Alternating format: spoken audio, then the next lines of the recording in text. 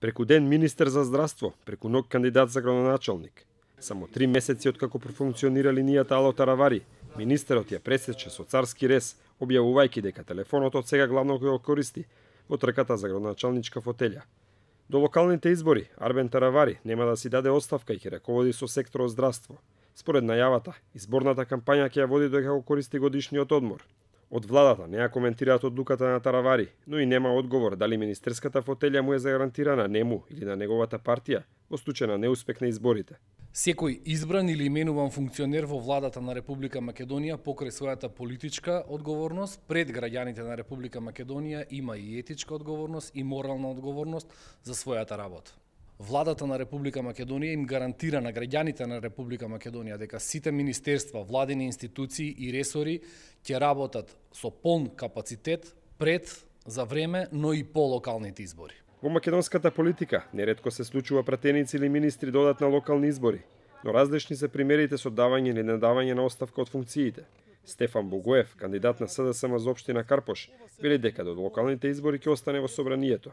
Од тука и не се поклопува кампањата за локалните избори со работата на собранието, бидејќи работата на собранието прекинува во моментот кога почнува кампањата за локалните избори. Нема да има проблем, секако после изборите, после победата во Карпош ќе бидам градоначалник на општина Карпош и нема да бидам повеќе пратеник.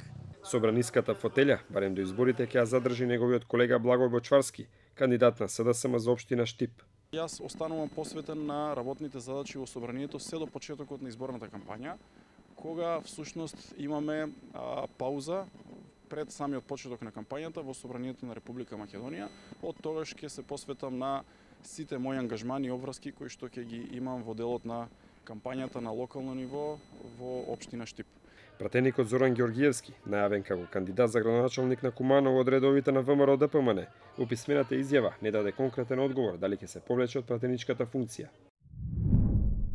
Додека не излезе целата листа на кандидати, јас лично, но и мојата партија, немаме официјален став по ова прашање.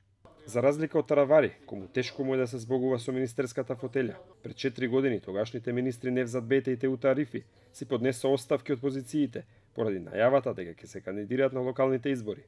Арифи тогаш беше вице-премиер за евроинтеграции, а Бета министер за локална самоуправа. Победија на локалните избори во 2013, па Арифи стана градоначалник на Тетово, а Бета на Гостивар. Истата година од пратеничката функција се повлече Арбен Лабеништа, кој се кандидираше за градоначалник на Струга. Од своето место во парламентот не се откажа Силвана Бонева, која во 2009-та му беше против кандидат на Зоран Заев во трката за градоначалник на Струмица.